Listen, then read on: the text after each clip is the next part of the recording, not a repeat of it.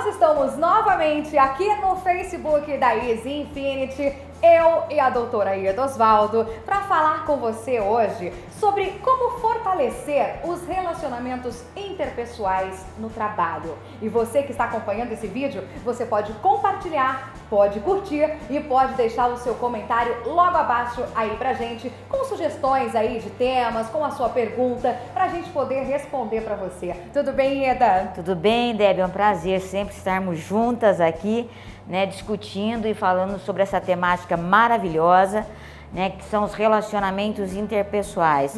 Como que as pessoas se interagem, se relacionam no contexto laboral, né? Sim, exatamente. E já a primeira pergunta que eu quero te fazer é sobre o que é uma relação interpessoal, porque tem muita gente que não faz nem ideia do que seja essa relação interpessoal. Então, Debbie, o ser humano, ele já é um ser social, nascemos sociais, né? É algo, uma habilidade inata, né? Vivemos num contexto social em que as pessoas se interagem, se relacionam. E no contexto de trabalho, no processo de trabalho, relacionamentos interpessoais é fundamental para maior motivação, produtividade e também para a comunicação positiva.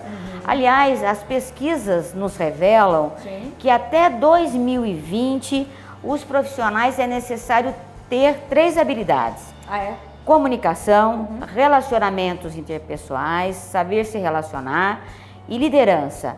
São habilidades adquiridas, né? Ninguém nasceu líder, ninguém nasceu, apesar de termos essas questões inatas de sermos seres sociáveis. E até um grande pesquisador, psicólogo, Maslow, ele nos coloca lá, no nível da pirâmide, né, motivacional, como lá quase no topo da pirâmide, as necessidades sociais e de afeto. Então ela já faz parte do nosso contexto, nos relacionarmos, nos interagirmos, termos bons relacionamentos no contexto de trabalho. Como que isso acontece? Primeiro, identificando as diferenças, né? Diferenças comportamentais, né, Debbie? Porque nós somos diferentes, temos valores diferentes, percepções diferentes, personalidades diferentes e temos também perfis comportamentais diferentes. Exemplo, se eu tenho um perfil comunicador, que eu desconfio que é o seu, que nós já sabemos, é um perfil comunicativo, sociável, influente, que gosta desse contexto de relacionamentos, do contexto social. Se eu tenho um perfil executor, ele é mais objetivo, um pouco mais raivoso, focado para as ações, um pouco mais sangue nos olhos e busca resultados rápidos. Tem um pouco de dificuldade nos relacionamentos. Se eu tenho um perfil planejador, mais calmo, mais tranquilo, mais acolhedor, mais sistemático e assim por diante. Se eu tenho um perfil comportamental analítico, a palavra já fala análise, gosta das análises, gosta dos métodos, um pouco mais introspectivo, voltado para os processos do que pessoas. Então, compreender as diferenças comportamentais no contexto laboral e na vida é fundamental para as boas relações.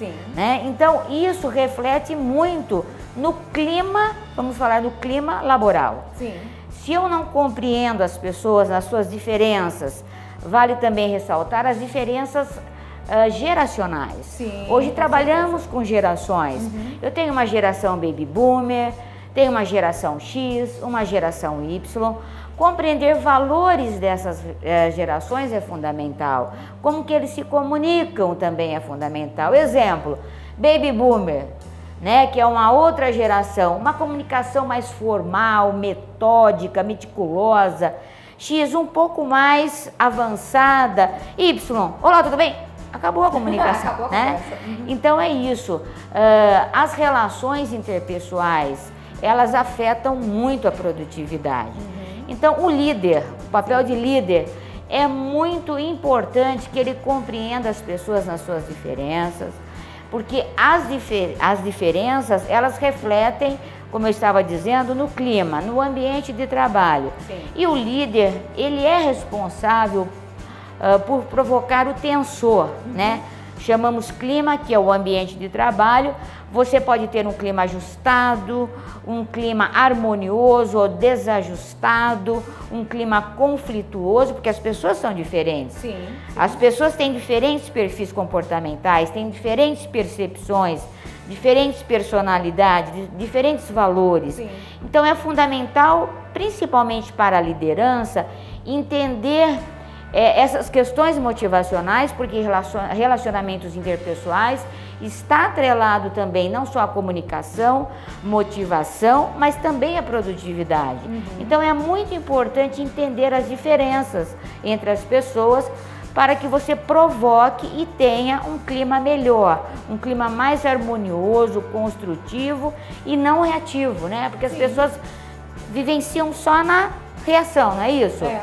Você fala uma coisa, as pessoas já reagem e não são mais proativas de ter a calma e a clareza para entender o processo de comunicação. Por isso que relacionamentos interpessoais está correlacionado com o processo de comunicação positiva, ok? Sim. Então isso reflete muito as questões dos relacionamentos no ambiente de trabalho e na vida também. Com toda certeza. Né? E uma dúvida que surge é o seguinte: se eu posso me tornar um líder ou uma líder, Sim. eu consigo mudar também ou atrelar um outro perfil comportamental para o meu estilo? Se eu tenho o perfil de comunicador, eu consigo atrelar ao meu perfil mais um estilo de perfil, Ieda? Sim, então, quando nós falamos dos perfis comportamentais, ele vem numa base lá da Grécia, né, que se estudava muito as questões do corpo, né, os fluidos corpóreos. Então, sangue, bilis, fleuma. E aí nós tivemos outros pesquisadores, filósofos, que passaram a estudar também o temperamento. Sim. Então, quando você estuda os temperamentos, que depois foi transformado por um grande pesquisador chamado Marston, que nos dá os perfis comportamentais, você foi transformado nesses perfis que nós chamamos executor, comunicador, né, que o comunicador é influenciador, né, que também nós temos o analista, que é a parte principalmente da conformidade. Então, estudar os perfis comportamentais é entender como que as pessoas são diferentes. Isso não só no trabalho, mas na vida, né? Sim, sim. E relacionamentos interpessoais, eu quero enfatizar muito o processo de comunicação. Sim. Porque quando você não tem uma comunicação clara, quando você não tem uma comunicação positiva e principalmente quando você não oferece feedbacks construtivos, você não gera um clima bom, você não tem relações positivas. E isso parte principalmente de entender que o outro é diferente de você. Sim. Certo? Dentro dos perfis, valores, gerações e assim por diante. E partindo desse gancho que você deu, por que as pessoas não aceitam as críticas, Ieda? Por que é tão difícil você aceitar uma crítica, mesmo ela sendo construtiva? Por que as pessoas têm essa dificuldade? Ah, mas ela tá falando que eu preciso melhorar nisso, mas eu já sou bom nisso, por que eu preciso melhorar? Então, é a forma que as pessoas falam, né? É a forma. Minha mãe sempre me disse, olha, a situação não está nas palavras, e sim na forma que você fala, na forma com que você se comunica. Exemplo, quando eu não julgo, não culpo as pessoas, quando eu falo do desempenho do comportamento, eu não estou acusando ninguém, julgando ninguém. Um exemplo, olha, não atingimos as metas. Quando não se atinge, numa área comercial, quando não se atinge as metas, você chama o profissional e diz a ele, olha, quando as metas não são atingidas, a área fica prejudicada, a empresa não tem a lucratividade que ela esperava, e aí a produtividade cai também, o desempenho também. Você não acusou ninguém, você falou a respeito daquele desempenho daquele profissional. Então a questão é como nos comunicamos, como damos os feedbacks. Muitos deles são dados de uma forma acusadora, certo? De uma forma reativa, você fica irado. Então, quando você fala, olha, você é ansioso mesmo, você não sabe fazer nada, você não faz o relatório corretamente, você acusa a pessoa, e acusa e julga. Então, qual seria uma forma correta de nos comunicarmos no caso de um feedback comportamental de desempenho? Falar da situação, das consequências e apresentar as alternativas naquele caso. Sim. E aí você se aproxima daquela pessoa, porque comunicação, Deb, é conexão. Conexão é rapport. Temos que entender a linguagem do outro, o movimento do outro. Às vezes nem entendemos o nosso próprio movimento.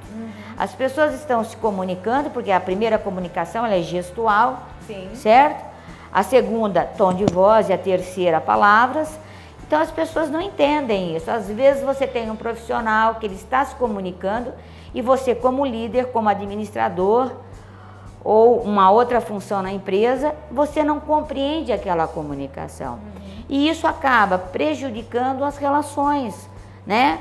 A conexão, a comunicação e os relacionamentos interpessoais. Então podemos dizer que toda relação interpessoal, ela deve ser também intercomunicacional, por exemplo. Isso. Porque se não houver comunicação, não existe uma relação interpessoal com as pessoas. Isso, não é? tanto que os fatores de potencialização nas relações interpessoais começam com a confiança, né? Primeiro a autoconfiança, depois a confiança no outro, uma inteligência emocional. Sim. Ao passar essas informações, a estabelecer rapport, essa conexão.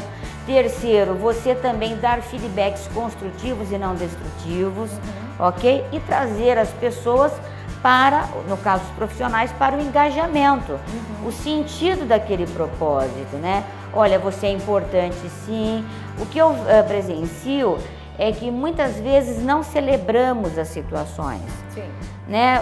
O profissional alcançou um resultado extraordinário, que é muito discutido e comentado na liderança positiva.